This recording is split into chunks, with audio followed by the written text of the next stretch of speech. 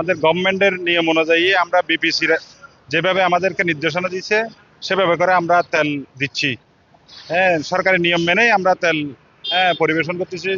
আমার আশেপাশে অনেকগুলো তেলের পাম্প বন্ধ আছে, যার কারণে আমার এখানে একটু চাপ পরিলক্ষিত হচ্ছে। তারপরেও আমরা চাচ্ছি সরকারি যেভাবে আমাদেরকে নিয়ম বেঁধে দিয়েছে আমরা ওভাবেই করে তেল দিচ্ছি।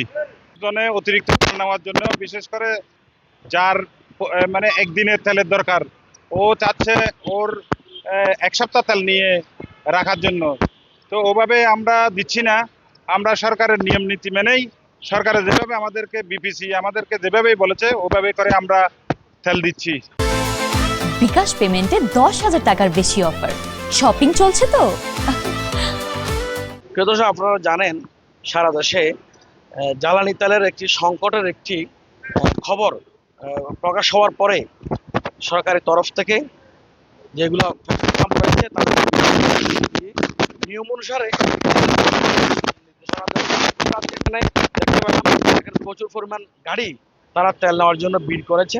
আমরা মালিকের সাথে কথা বলেছি, মালিক পক্ষ আমাদেরকে জানিয়েছেন এখানে সরকারি নিয়ম মেনেই তারা তেল দিচ্ছেন এবং সুষ্ঠু এবং সুন্দরভাবে তেল দিচ্ছেন তারা।